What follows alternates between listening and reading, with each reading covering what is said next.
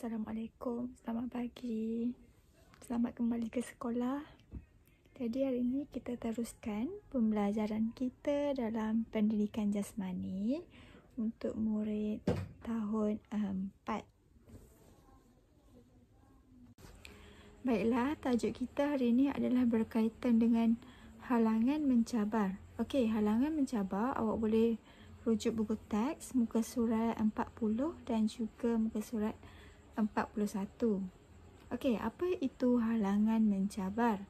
Okey, halangan mencabar ni maksudnya melompat menggunakan sebelah kaki untuk melepasi halangan pada pelbagai aras dan mendarat.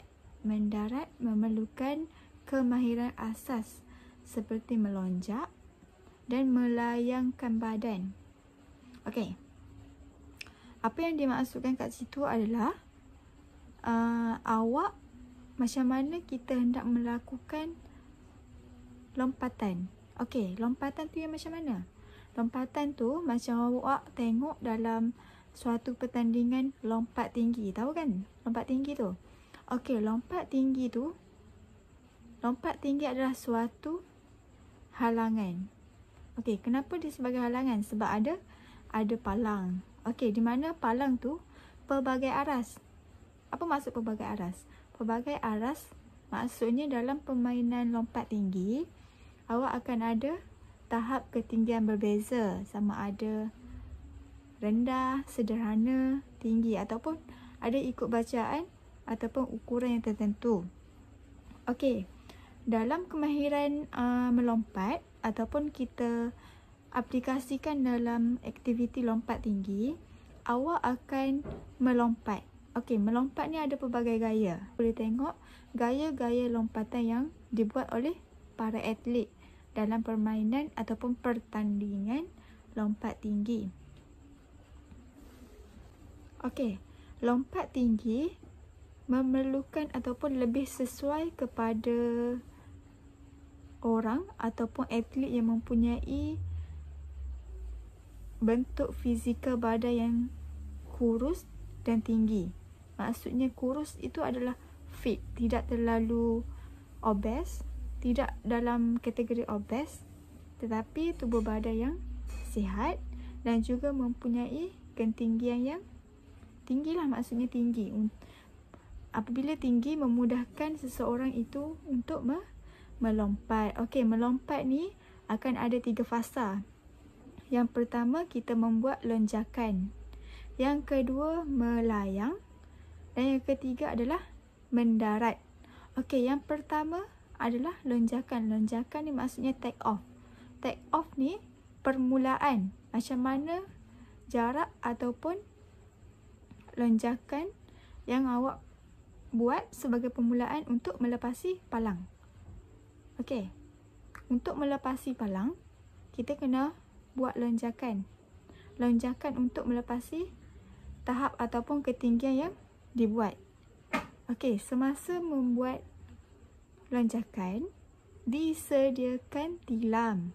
Okey, perlu sediakan tilam. Kalau tiada tilam, itu adalah akan mendatangkan kecederaan. Jadi, dalam aktiviti lompat tinggi, awak akan ada peralatan apa? 2 palang yang ada ketinggian ukuran yang berada kiri dan kanan dan juga palang halangan yang berada di tengah-tengah. Okey, dan kemudian akan diletakkan tilam. Tilam itu berfungsi untuk mendarat. Selepas awak melakukan lonjakan, akan ada fasa yang kedua iaitu layangan. Layangan ni macam mana awak melepasi palang.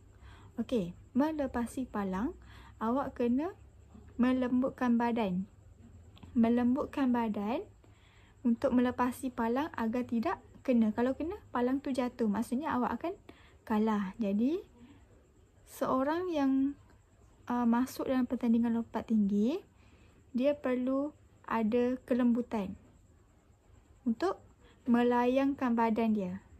Untuk melayangkan badan apabila melepasi palang. Okey, bila dia ada kelembutan, kebarangkalian untuk kena palang tu tak kenalah.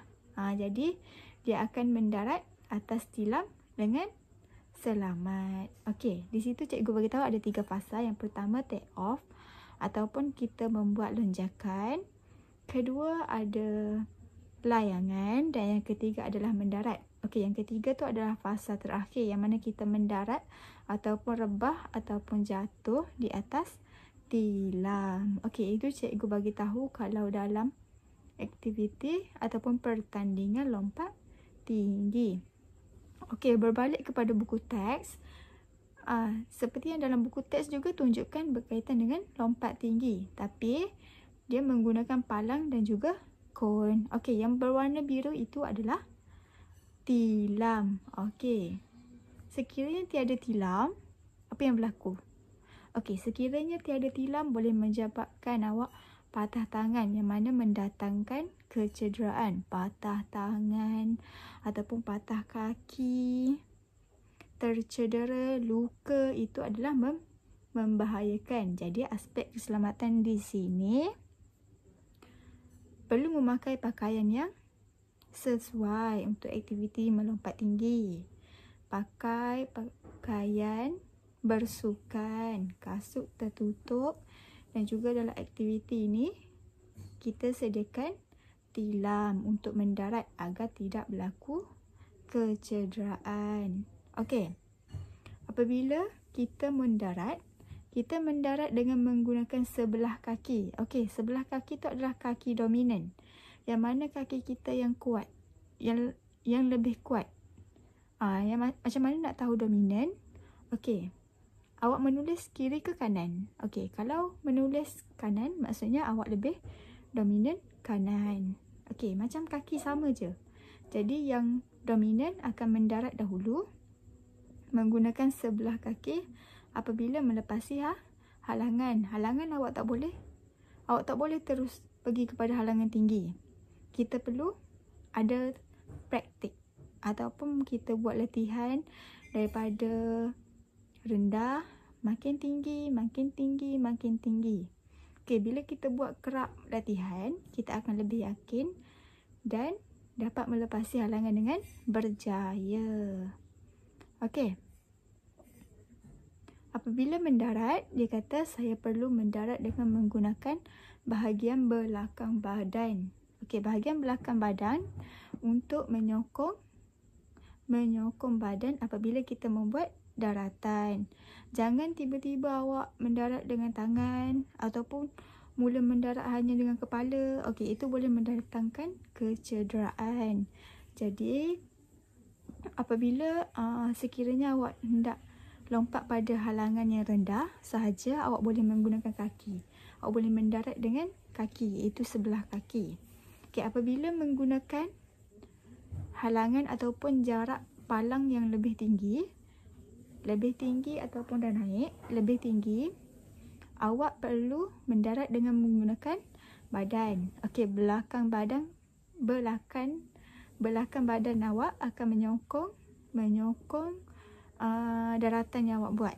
Jadi, apabila belakang badan mendarat di atas tilam, awak tidak akan sakit ataupun cedera. Jadi, awak akan mendarat dengan selamat. Itu maksudnya macam mana kita mendarat dengan betul dalam halangan melompat ataupun kita sebagai halangan yang mencabarlah.